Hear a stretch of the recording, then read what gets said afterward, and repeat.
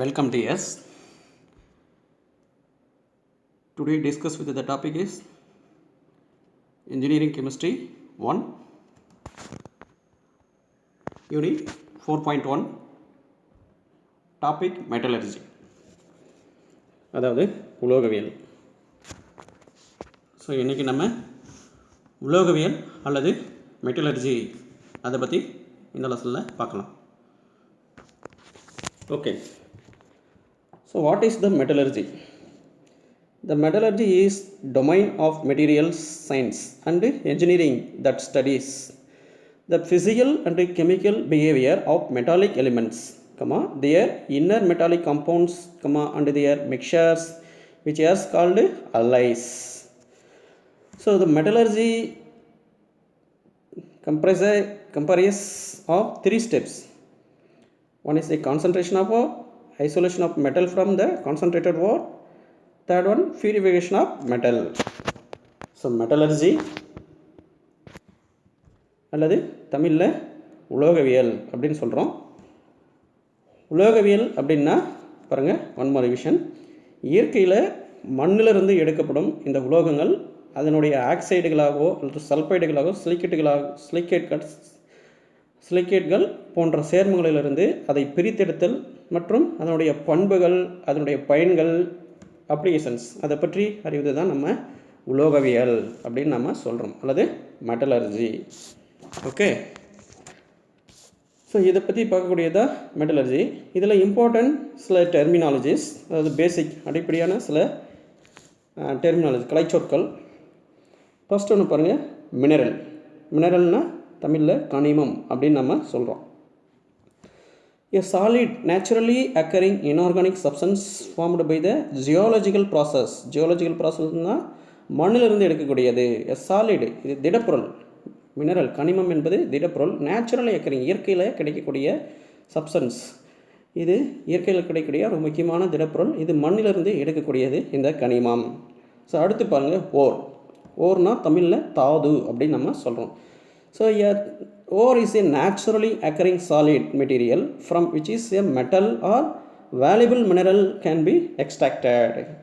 So இந்த ஓர் அல்லது தமிழில் தாது அப்படின்றது இதுவும் இயற்கையிலேயே கிடைக்கக்கூடிய ஒரு திடப்பொருள். இதுவும் நம்ம மெட்டல், அதாவது உலோகங்கள் இந்த தாதுவிலிருந்து பிரித்தெடுக்கலாம். ஓகே, அதுதான் ஓர் அப்படின்னு நம்ம சொல்கிறோம். அடுத்து ஃப்ளக்ஸ். ஃப்ளக்ஸ் அப்படின்னா தமிழில் இலக்கி அப்படின்னு நம்ம சொல்கிறோம். It is a chemical cleaning agent used for the purification of ores. அதாவது இந்த ஓர்லேருந்து தாதுவை பிரித்தெடுக்கும்போது அதை தூய்மையாக்கும் செயல்முறையின் போது அது கூட சேர்க்கக்கூடிய ஒரு வேதிச்சேர்மம், அந்த உலோகத்தினுடைய அந்த தாதுக்கூடிய சேர்க்கக்கூடிய அந்த வேதியியல் செயல்முறைக்காக சேர்க்கக்கூடிய ஒரு வேதிச்சேர்மம், அதுதான் நம்ம என்ன சொல்கிறோம், ஃப்ளக்ஸ் அல்லது தமிழில் இலக்கி அப்படின்னு நம்ம சொல்கிறோம். ஓகே.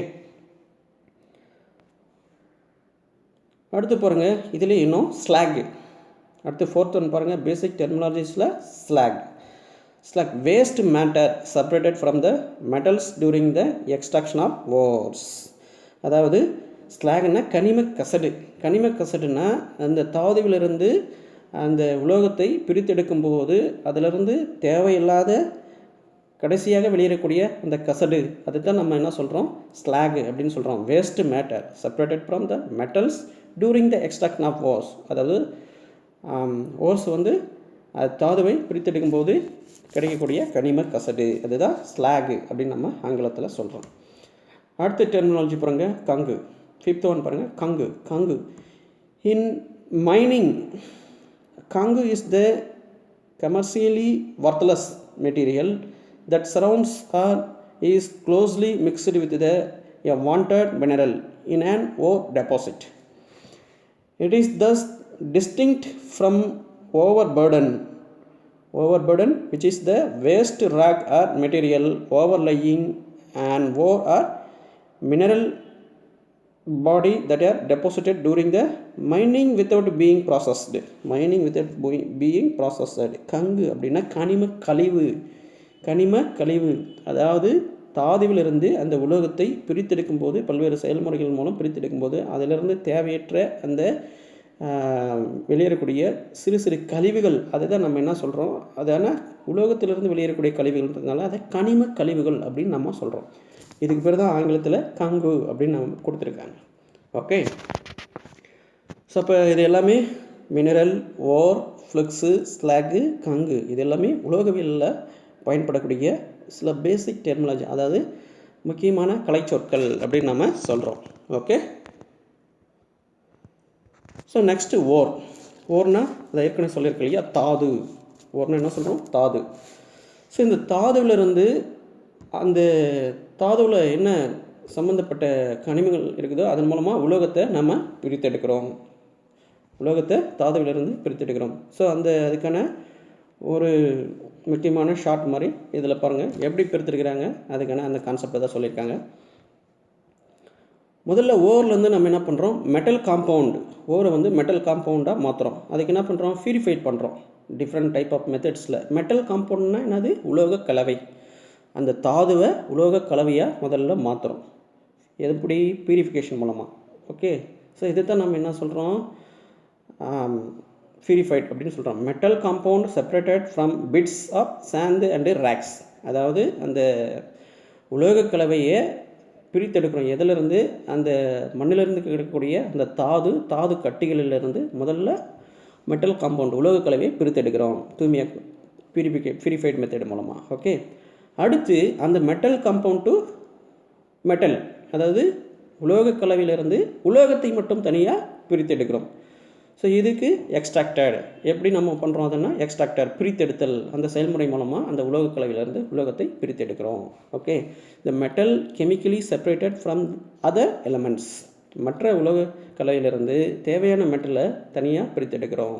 இதுதான் உலோக கலவையிலிருந்து உலோகமாக மாற்றக்கூடிய செயல்முறை. Ore to metal compound to metal. Okay.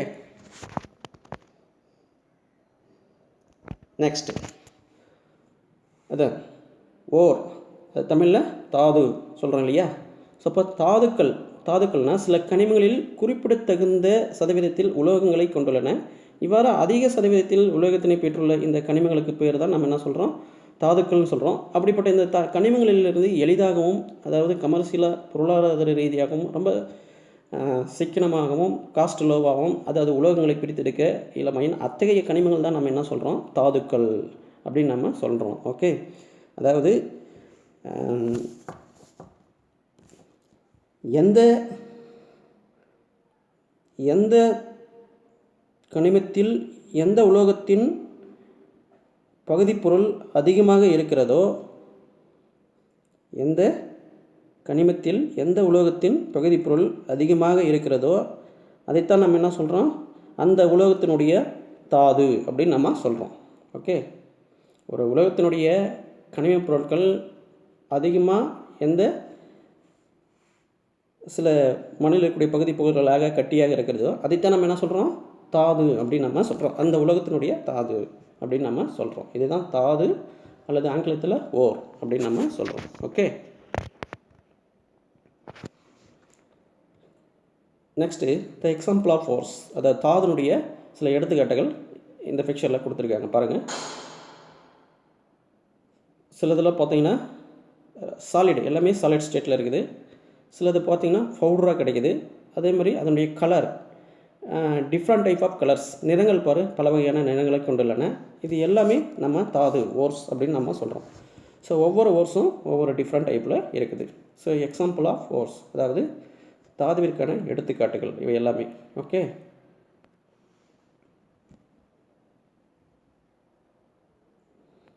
So next extractive techniques, அதாவது பிரித்தெடுக்கக்கூடிய உக்திகள் அப்படின்னு நம்ம சொல்கிறோம் தமிழில். So it is the process of removing impurities or undesired materials from the ore living behind the required metal. அதாவது தாதுவிலிருந்து உலோகத்தை பிரித்தெடுப்பதற்கு முன்பாகவே அதனுடைய மாசுக்கள் மற்றும் தேவையற்ற பொருட்கள் போன்றவற்றை அந்த நீக்கும் செயல்முறைக்கு பேர் தான் நம்ம என்ன சொல்கிறோம், அந்த எக்ஸ்ட்ராக்டிவ் டெக்னிக்ஸ் அப்படின்னு நம்ம சொல்கிறோம். பிரித்தெடுக்கும் யுக்திகள் அப்படின்னு சொல்கிறோம். ஸோ அந்த மாதிரி யுக்திகள் என்னென்னா, the different process is followed. பாருங்கள், first hydraulic washing, second one magnetic separation, third one froth flotation, அடுத்து லீச்சிங். இது எல்லாமே எக்ஸ்ட்ராக்டிவ் டெக்னிக்ஸ் அப்படின்னு நம்ம சொல்லலாம். ஓகே. ஸோ நெக்ஸ்ட்டு இந்த எக்ஸ்ட்ராக்ஷன் ஆஃப் மெட்டல்ஸில் சில வரிசை முறைகள் இருக்குது. அது எப்படின்றது இங்கே கொடுத்துருக்காங்க பாருங்கள். The lower of the position of metal is the reactivities lower of the position of a metal in the reactivity series the easier to extract. அதாவது இது கீழிருந்து மேலாக பார்த்தீங்கன்னா வினைத்திறன் அதிகமாக இருக்கக்கூடிய உலோகங்களாக ஒவ்வொன்றாக அடுக்கப்பட்டுள்ளது. ஏறு வரிசையில், அதாவது வினைத்திறன் அடிப்படையில் இந்த உலோகங்கள் அடுக்கி வைக்கப்பட்டுள்ளது. மேலே பாருங்கள், ஃபஸ்ட்டு பொட்டாசியம் இருக்குது, அதிக வினைத்திறன் கொண்டது. அதனுடன் கொஞ்சம் குறைவான வினைத்திறன் கொண்டது செகண்ட் சோடியம். அதுக்கு அடுத்தபடியாக வினைத்திறன் குறைந்தது கால்சியம். அதுக்கு அடுத்தபடியாக வினைத்திறன் குறைந்திருக்கிறது மெக்னீசியம். அடுத்து கம்மியானது அலுமினியம். அடுத்து ஜிங்க்கு குறைவானது. அடுத்து அயானுக்கு அடுத்து கம்மியாக இருக்கிறது டின்னுக்கு அடுத்து பாருங்கள் லெட்டு, காரியம். அடுத்து காப்பருக்கு அப்புறம் பாருங்கள் மெர்க்குரி இருக்குது. மெர்க்குரிக்கு கீழே வினைத்திறன் கம்மியானது ரொம்ப குறைவாக இருக்கிறது சில்வருக்கு அப்புறம் ரொம்ப லோயஸ்ட் ரியாக்டிவிட்டி பார்த்தீங்கன்னா gold.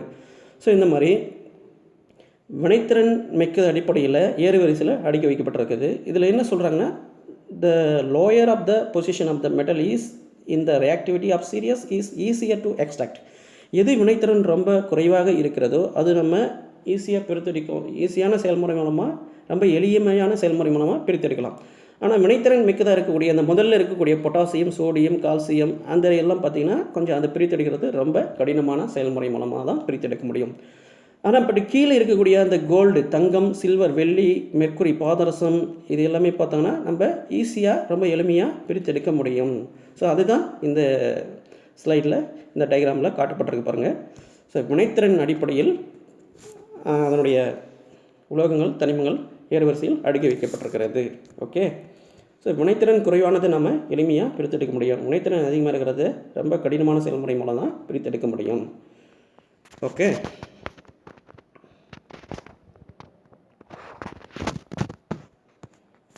So next, concentration of the ore. Concentration of the ore. So what are the concentration of the ore? The removal of impurities from the pulverized ore. அதாவது gravity separation, the hydraulic washing ஏற்கனவே பார்த்தலையா, is one of the concentration method. Second one is a fourth flotation concentration method. Third, magnetic separation concentration method. அடுத்து last fourth one leaching concentration method. So இது எல்லாமே concentration method தான். Concentration of the ஓர் அல்லது தமிழில் தாதுவை அடர்ப்பித்தல் அப்படின்னு நம்ம சொல்கிறோம். Okay. Concentration of ஓர் அல்லது தாதுக்களை அடர்ப்பித்தல். பாருங்கள், ஒன் ரிவிஷன். பொதுவாக தாதுக்களுடன் உலோகத்தன்மையற்ற மாசுக்கள், பாறை பொருட்கள் மற்றும் மண் மாசுக்கள் போன்றவை இரண்டரை கலந்து காணப்படும். ஸோ இந்த உலோகவியல் செயல்முறையின் முதல் படிநிலையை அப்படின்னாவே அது மாசுக்களை நீக்குவது தான்.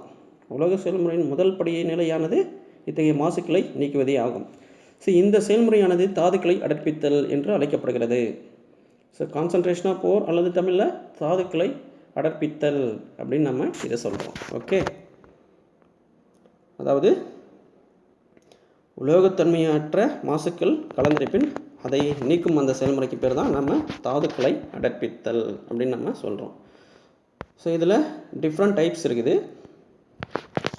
அதில் ஃபஸ்ட் ஒன் பாருங்கள், gravity separation. The first type of concentration ore is gravity separation method. So the gravity separation used for impurities lighter than ores. So which type of ores is used for this method, gravity separation method used for impurity lighter than ores? So it is separated by gravity separation. So gravity separation அல்லது தமிழில் புவியீர்ப்பு முறை அல்லது புவியீர்ப்பு முடக்கு முறையில் பிரித்தெடுத்தல் அப்படின்னு நம்ம சொல்கிறோம். ஸோ நன்கு தூள் செய்யப்பட்ட தாதுவானது மிக விரைவாக ஓடிக்கொண்டிருக்கும் நீரில் சேர்க்கப்படுகிறது. ஸோ அப்படி சேர்க்கப்படும் போது இந்த செயல்முறையில் லேசான கனிம கழிவுகள் ஓடும் நீரால் அடித்து செல்லப்படுகின்றன. அதிகமான எடை கொண்ட கனிம கழிவுகள் நீரால் அடித்து செல்லப்படாமல் அங்கேயே நீரில் மூழ்கடிக்கப்படுகின்றன. இந்த செயல்முறைக்கு பேர் தான் நம்ம என்ன சொல்கிறோம்னா புவியீர்ப்பு முறை முடுக்க பிரித்தெடுத்தல், அதாவது புவியீர்ப்பு முறை பிரித்தெடுத்தல் அப்படின்னு சொல்கிறோம். ஸோ இம்முறையில் பொதுவாக தங்கம் போன்ற தனிம நிலையில் கிடைக்கும் தாதுக்களும், அதாவது இரும்பினுடைய ஹேமடைட் மற்றும் டின் ஆக்சைடு, அந்த வெள்ளிக்கல் அப்படின்ற சொல்லக்கூடிய அந்த தாது போன்ற ஆக்சைடு தாதுக்களையும் நாம் அடர்ப்பிக்க பொதுவாக இது பயன்படுகிறது. எது? புவியீர்ப்பு முறை பிரித்தெடுத்தல், gravity separation. Okay, so example போகிறது diagram, the gravity separation method. பாருங்கள், இதில் தூள் செய்யப்பட்ட தாது மேலே அந்த வாட்டர் டேங்க்கில் உள்ளே செலுத்துகிறாங்க. பவுடர் ஓர் அங்கே கொடுத்துருக்காங்க. அதிலிருந்து கங்கு, அதை மேலே மிதக்கக்கூடிய அந்த மாசுக்கள் அந்த சைடில் இருக்கக்கூடிய அந்த தொலை வழியாக வெளியே வரும். அடுத்து கனமான தாதுக்கள் மட்டும் கீழே மூழ்கடிக்கப்படும் நீரில், அதை சஸ்பென்ஷன் ஆஃப் த ஓர். அதுக்கப்புறம் பாருங்கள், இந்த வாட்டர் தனியாக இந்த பக்கம் பிரித்தெடுக்கப்படுகிறது. அதுக்கப்புறம் கான்சன்ட்ரேட்டட் ஓர் மட்டும் தனியாக இன்னொரு தொலை வழியாக பிரித்தெடுக்கிறாங்க. ஸோ இந்த டயக்ராமில் தெளிவாக இந்த படத்தில் கொடுத்துருக்காங்க பாருங்கள். இதுதான் இந்த example for gravity separation method. Okay, so அடுத்து செகண்ட் டைப், இந்த கான்சன்ட்ரேஷன் ஆஃப் ஓரில் second type froth flotation process. Okay, so what are the fourth flotation? These process is used for concentrating sulfides ores, such as ores are frequently wetted by oil, while then Kangu particles are wetted by water. The powdered ore is mixed with the water and a little fine oil, and the mixture of vigorously stirred by passing compressed air. The fourth, which is produced, rise to the surface and carries the ore particles along with heat. The Kanga is left behind. So fourth flotation அல்லது தமிழில் என்ன சொல்கிறோம், நுரை மிதப்பு முறை. So ஒன்மா revision பாருங்கள். நுரை மிதப்பு முறை அப்படின்னா, இந்த முறையில் நன்கு தூள் செய்யப்பட்ட தாது, பொடி செய்யப்பட்ட தாது நீரில் மூழ்க செய்யப்படுகிறது. இதனுடன் ஃபைன் எண்ணெய், ஃபைன் ஆயில் மற்றும் எக்லிப்ஸ் ஆயில் போன்ற நுரையை உருவாக்கக்கூடிய அந்த காரணிகள் சேர்க்கப்படுகிறது. அடுத்து சேகரிப்பானாக செயல்படும் சோடியம் ஈத்தைல் சாந்தேட் சிறிதளவு சேர்க்கப்படுகிறது. இதனால் இந்த கலவையின் வழியே காற்று செலுத்தப்பட்டு நுரை உருவாக்கப்படுகிறது. இந்த ஆயில்ஸ்லாம் சேர்க்கப்பட்டதுனால இதனுடைய காற்று செலுத்தப்பட்டு நுரை உருவாக்கப்படுகிறது. அப்படி நுரை உருவாக்கப்படும் போது சேகரிக்கும் மூலக்கூறுகள் தாதுத்துகளுடன் இணைந்து அவைகளை நீர் விளக்கும் தன்மை உடையதாக்குகிறது. ஸோ இந்த மெத்தடிக்கு பிறகு தான் நம்ம என்ன சொல்கிறோன்னா நுரை மிதப்பு முறை அல்லது ஆங்கிலத்தில் ஃபோர்த்து ஃப்ளோஷன் அப்படின்னு நம்ம சொல்கிறோம். ஓகே, பாருங்கள், எக்ஸாம்பிள் போகிறது ஃபோர்த்து ஃப்ளோஷன். அதுக்கான டயக்ராம் பாருங்கள், இந்த படத்தில் காட்டப்பட்டிருக்கு. அதில் பாருங்கள், the froth bubbles carrying sulphides or particles. So இதெல்லாமே அந்த நுரை உருவாகும் பொழுது அதிகப்படியான காற்று செலுத்தி அந்த ஆயில்ஸோடு சேர்ந்து நுரை உருவாக்கப்படும் போது அந்த மேலே மிதக்கும் கலவையாக மேலே மிதக்கிறது. அதுக்கப்புறம் இந்த பக்கம் பாருங்கள், கம்ப்ரஸ்டு ஏர் போகிற அந்த பம்ப் வழியாக காட்டப்பட்டிருக்கு. ஸோ அது வழியாக அந்த நுரை உருவாக்குறதுக்கான ஏர் அதில் பாஸ் ஆகும். அடுத்து பாருங்கள், வாட்டர் கண்டெய்னிங் ஃபைன் ஆயில்ஸ். அடுத்து ஆயில்ஸ் மாலிகுல்ஸ் அதில் விட்டுருக்காங்க, அது பிறகு ஐடென்டிஃபை பண்ணியிருக்காங்க. அடுத்து கீழே கங்கு, அது அந்த கனிம கழிவு கீழே போய் கீழே படியுது. ஓகே, ஸோ இதை தான் நம்ம ஃபோர்த்து ஃப்ளோஷன், அதாவது நுரை மிதப்பு முறை அப்படின்னு நம்ம சொல்கிறோம். அதுக்கான எக்ஸாம்பிள் டயக்ராம் தான் அந்த ஸ்லைடில் தெளிவாக காட்டியிருக்காங்க பாருங்கள். Okay, third one type is the concentration of our type is or method is magnetic separation. So what are the magnetic separation? The magnetic separation is done especially in the case of hematite ore. இரும்பினுடைய hematite ore, whereby the powdered ore is dropped on the leather or brass conveyor belt, which moves over two rollers. One of these rollers is magnetic. When the ore passes over the magnetic roller, it sticks to the belt due to the force of attraction and falls nearer due to the force of attraction of magneticide roller. The conch falls over readily further away. The ore and the magnetic impurities are collected as two separated apes. அதாவது magnetic separation concentration அல்லது தமிழில் மின்காந்த முறை பிரித்தெடுத்தல் அப்படின்னு நம்ம சொல்கிறோம். பாருங்கள், மின்காந்த முறை பிரித்தெடுத்தல் அப்படின்னா ஒன்மாரி விஷன் நன்கு தூள் செய்யப்பட்ட தாதுவானது மின்காந்த பிரிப்பான் அப்படின்னு சொல்லக்கூடிய அந்த 2 சக்கரங்களை கொண்டுள்ள அந்த பெல்ட் பட்டை அமைப்பில் மீது விழ செய்யப்படுகிறது. அப்போ அந்த மின்காந்த பிரிப்பு அமைப்பில் 2 சுழல் சக்கரங்களின் வழியே ஒரு பட்டை இயங்குகிறது. சக்கரங்களில் ஒன்று காந்தத்தன்மை உடையது, மற்றொன்று காந்தத்தன்மை அற்றது. தாதுவானது நகரின் பட்டை வழியே காந்தத்தன்மையுடைய சுழல் சக்கரத்தை அடையும் போது தாதுவில் உள்ள அந்த காந்தத்தன்மையுடைய பகுதி பொருட்கள் எல்லாம் காந்தப்புலத்தால் ஈர்க்கப்பட்டு சக்கரத்திற்கு அருகில் உள்ள குவியலாக ஒரு தொட்டியில் விழுது. அடுத்து காந்தத்தன்மையற்ற அந்த தாதுவினுடைய பிற பகுதிகளில் சுழல் சக்கரத்தின் அப்பால் தூரமாக போய் மறு தொட்டியில் விழுது. ஸோ இதுதான் நம்ம என்ன சொல்கிறோம்னா மின்காந்த பிரிப்பு முறை, மின்காந்த முறையில் அல்லது அடர்ப்பித்தல் அப்படின்னு நம்ம சொல்கிறோம். Okay,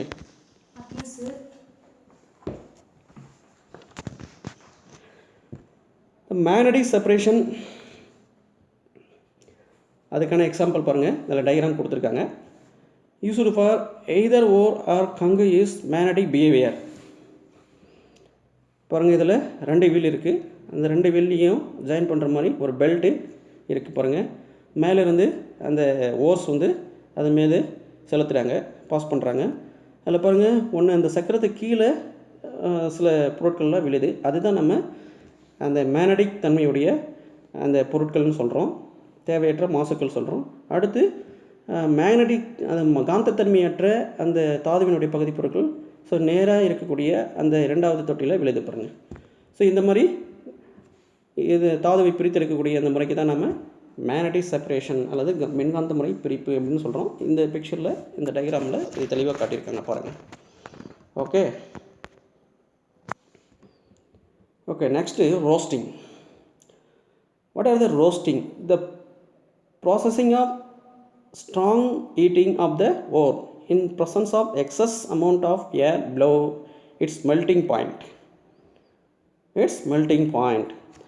So the purpose of roasting is one, the convert of the sulfide into oxide and sulfate. The convert of sulfide into oxide and sulfate. Second one, that to remove the impurities like sulfur, arsenic, bismuth, etc. Third one purpose is to remove the moisture. And next, fourth one purpose to oxide easily oxidizable substance. Oxide is easily oxidizable substance. So the 4 important purpose of this process is called roasting. Roasting அல்லது தமிழில் அதை நம்ம என்ன சொல்கிறோம், வறுத்தல். வறுத்தல் அப்படின்னா பாருங்கள், one more vision. இம்முறையில் அடைப்பிக்கப்பட்ட தாதுவானது தகுந்த உலையில் எடுத்துக்கொள்ளப்பட்டு உலோகத்தின் உருகுநிலையை விட குறைவான வெப்பநிலையில் அதிக அளவு ஆக்சிஜன் செலுத்தப்பட்டு வறுக்கப்படுகிறது.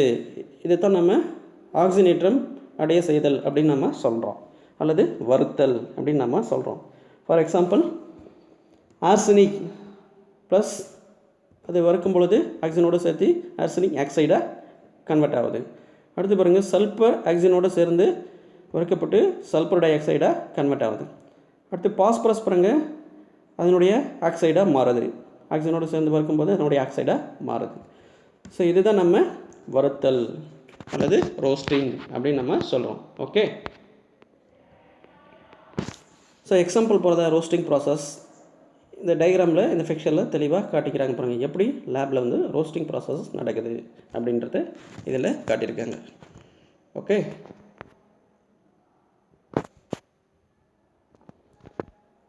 அடுத்து calcination. So what are the calcination? The calcination is a heating to the high temperatures, in the absence of air or oxygen. This is important. Calcination is a heating to high temperature but in the absence of air but in the options are oxygen. This is very important in the calcination. The main purpose of calcination of ores are to convert carbonates and hydroxides ores into oxides. Carbonates and hydroxides ores into oxides. For example, the zinc carbonate is converted into zinc oxide, and the removal of carbon dioxide, and the calcium carbonate is converted into calcium oxide and the removal of carbon dioxide. Furtherly, the aluminum trihydroxide or aluminum hydroxide is converted into aluminum oxide and removal of water molecule. The carbonates and hydroxide is converted into oxides and they are oxides. So this process is called calcination. Okay, calcination அல்லது தமிழில் இதை நம்ம என்ன சொல்கிறோன்னா காற்றில்லா சூழலில் வருத்தல் அப்படின்னு நம்ம சொல்கிறோம். இம்முறையில் காற்றில்லா சூழலில் வருத்தல். இந்த முறையில் காற்றில்லா சூழலில் அடர்ப்பிக்கப்பட்ட தாதுவானது வன்மையாக வெப்பப்படுத்தப்படுகிறது. வன்மையாகனா அதிகப்படியான வெப்பநிலையில் வெப்பப்படுத்தப்படுகிறது. இந்த நிகழ்வின் போது நீரேற்றம் பெற்ற ஆக்சைடுகளில் காணப்படும் படிக நீரானது ஆவியாக வெளியேறுகிறது. அதே போல் கரிமச் சேர்மங்கள், அதாவது கரிமச் சேர்மங்கள்னால் கார்பன் டை ஆக்சைடு போன்ற சேர்மங்கள் ஏதேனும் இருப்பினும் அவைகளும் வெளியேற்றப்படுகின்றன. ஸோ இதன் வழியாக நுண்துளைகள் கண்ட தாது நமக்கு கிடைக்கிறது. அதை ஏற்கனவே எக்ஸாம்பிள் பார்த்தோம் இல்லையா? இங்கே ஒரு எக்ஸாம்பிள் பாருங்கள். Lead carbonate is converted into lead oxide, removal of carbon டை ஆக்சைடு. காரிய கார்பனேட்னு சொல்கிறோம், லெட் கார்பனேட்டு. ஓகே, இதுதான் நம்ம கால்சினேஷன் அல்லது காற்றில்லா சூழலில் வருத்தல் அப்படின்னு நம்ம சொல்கிறோம். ஓகே,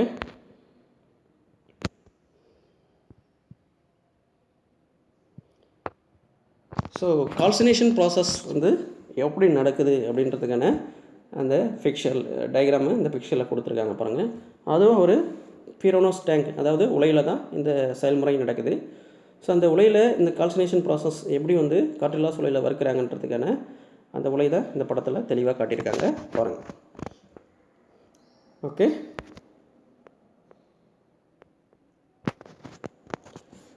ஸோ நெக்ஸ்ட் ஒன்று மெல்ட்டிங். ஸ்மெல்ட்டிங்.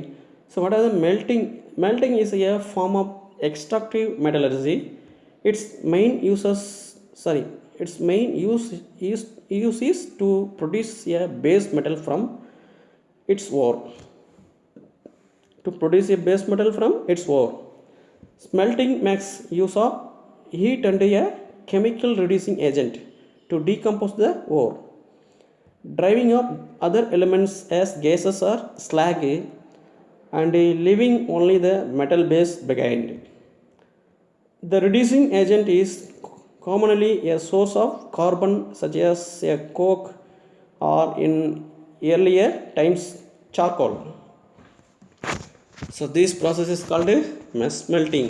Smelting அல்லது தமிழில் அதை நம்ம உருக்குதல் அப்படின்னு சொல்கிறோம். ஸோ பாருங்கள், உருக்குதல் அப்படின்னா இந்த முறையில் கனிம கழிவுகள் சேர்ந்து எளிதில் உருகும் அந்த கசடு, அதுதான் ஸ்லாக்னு சொல்லக்கூடிய அந்த கனிம கசடு, அந்த உருவாகக்கூடிய அந்த வேதிச்சேர்மமான இலக்கினா அந்த ஃப்ளூக்ஸு இலக்கி மற்றும் கார்பன் மோனாக்சைடு அல்லது அலுமினியம் போன்ற தகுந்த அந்த ஒடுக்கும் காரணிகள், ரெடியூசிங் ஏஜென்ட்டு. ஸோ அதெல்லாம் அடர்ப்பிக்கப்பட்ட தாதுவுடன் சேர்த்து உருக்கப்படுகிறது. அப்போ அதிகப்படியான அந்த வெப்பநிலையில் அந்த தாதுவானது அந்த உலையில் உருகி உருகும். ஸோ அப்படி உருகப்பட்ட அந்த தாதுவின் உலோகத்தின் உருகு நிலையை விட அதிக வெப்பநிலையில் மேற்கொண்ட கலவையானது ஒரு உருக்க உலையில் உருக்கப்படுகிறது.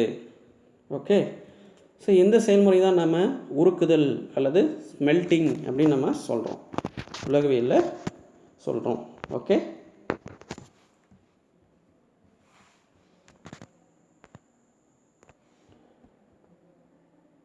ஸோ அதற்கான எக்ஸாம்பிள் பாருங்கள். இந்த மெல்ட்டிங் அல்லது உருகுதல் அது எப்படி இந்த செயல்முறை நடக்குதுன்றது இந்த பிக்சரில் டயக்ராமாக கொடுத்துருக்காங்க பாருங்கள். இதுவும் ஒரு உலையில் தான் இந்த செயல்முறை நடத்துகிறோம்.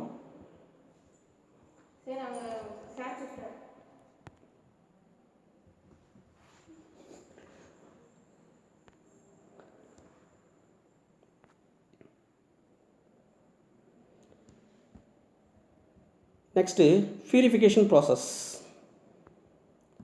The vapor phase refining and electrolyte refining, அடுத்து zone refining. So some important types of purification process. The vapor phase refining is ultra pure metals like a titanium, zirconium, vanadium and thorium etc. are obtained by this method. It's mean vapor phase refining. Next, electrolyte refining. This is the most convenient method for refining metals like a copper, silver, gold, tin, chromium and nickel.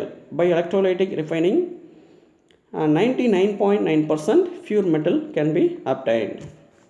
So next one is a zone refining. The pure metals to obtained by the zone refining techniques. Purification process அல்லது தூய்மையாக்கல் முறை அப்படின்னு நம்ம சொல்கிறோம். ஒரு உலோகம் அதன் தாதுவிலிருந்து பிரித்தெடுக்கப்படும் போது பொதுவாக வினைபுரியாத மாசுக்களை அந்த உலோகத்திலிருந்து பிரித்தெடுத்தல் முறைக்கு தான் நம்ம தூய்மையாக்கல் முறை அப்படின்னு நம்ம சொல்கிறோம். சில வினைபுரியாத மாசுக்கள் இருக்கும்போது அதை நம்ம பிரித்தெடுக்கிறது தான் பியூரிஃபிகேஷன் அல்லது தூய்மையாக்கல் முறை அப்படின்னு சொல்கிறோம். ஸோ இதில் மணி டைப்ஸ் இருக்குது. அதாவது ஏற்கனவே சொன்னது போல் ஆவி நிலைமை தூய்மையாக்கல், மின்னார் தூய்மையாக்கல், புல தூய்மையாக்கல், இது எல்லாமே ரொம்ப importance. Okay. So next assignment questions. இந்த லெசன் நம்ம இவ்வளோ நேரம் நிறைய டாபிக்ஸ் பார்த்துருக்கோம். ஸோ இதோட முடியுது. அடுத்து பாருங்கள், இந்த லெசனில் சில இம்பார்ட்டன்ட் கொஸ்டின்ஸ் நமக்கு அசைன்மெண்ட் கொஸ்டினாக கொடுத்துருக்காங்க. ஒன்று, what are the concentration of ore? Explain and their types. அதாவது தாதுவை அடர்ப்பித்தல் என்றால் என்ன, அதனுடைய வகைகளை விளக்குக. ஸோ அதுதான் ஃபஸ்ட் கொஷின். அடுத்து ரெண்டாவது கொஷின் பாருங்கள், ready a short notes on roasting. ஒன்று ரோஸ்டிங், ரெண்டாவது கால்சினேஷன். அதாவது குறிப்பு வரைக. ஒன்று ரோஸ்டிங்னா வறுத்தல், இன்னொன்று காற்றில்லா சூழலில் வறுத்தல். இது ரெண்டை பற்றி குறிப்பு வரைக. இது இம்பார்ட்டன்ட் 5 மார்க் கொஷின். அடுத்து தேர்ட் கொஷின் பாருங்கள், explain the purification of method of metal. அதாவது உலோகத்தின் தூய்மையாக்கல் முறையை விவரி. அதுதான் இந்த மூணாவது கொஷினாக கேட்டிருக்காங்க. அடுத்து லாஸ்ட் ஃபோர்த்து கொஷின் பாருங்கள், explain the smelting process of ore. அதாவது தாதுவை உருக்குதல் செயல்முறை பற்றி விளக்குக. ஸோ இது நாலுமே இம்பார்ட்டன்ட் 5 மார்க் கொஷின். இது அசைன்மெண்ட் கொஷின் மட்டும் இல்லை, எக்ஸாமில் கேட்கக்கூடிய ரொம்ப முக்கியமான கொஷின்ஸ். ஓகே, இங்கே நமக்கு இது அசைன்மெண்ட் கொஷினாக கொடுத்துருக்காங்க. ஸோ இதோட இந்த லெசன் அவ்வளோதான். Okay tears, thank you.